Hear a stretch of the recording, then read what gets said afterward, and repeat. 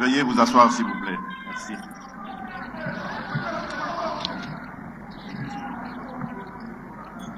Honorable Président de l'Assemblée nationale, Monsieur le Président de la Cour constitutionnelle, Président du Conseil supérieur de la magistrature, honorables députés et sénateurs, Mesdames et Messieurs les membres du gouvernement, Leur Majesté, vénérable chef coutumier, gardien de nos traditions, Leur Majesté, chef traditionnel membre du Forum des rois d'Afrique, distingués invités, Mesdames et Messieurs,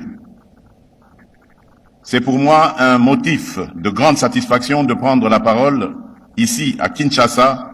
Peuple congolais, voici pourquoi nous voulons qu'on change la Constitution. Frères et sœurs, la Constitution de 2006 est notre loi fondamentale.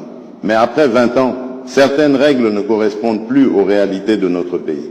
Voici les raisons principales.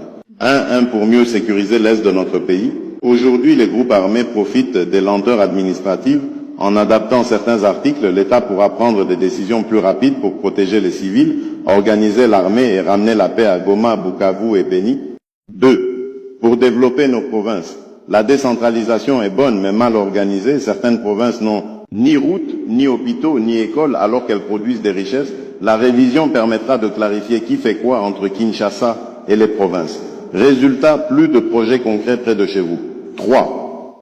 Pour attirer les investisseurs et créer des emplois, les lois économiques de 2006 bloquent parfois les jeunes entrepreneurs. En les modernisant, nous faciliterons la création d'entreprises, nous protégerons mieux nos mines et nous donnerons du travail à notre jeunesse.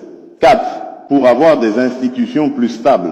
Quand les règles sont claires et adaptées à 2026, il y a moins de conflits entre le président, l'Assemblée et le gouvernement.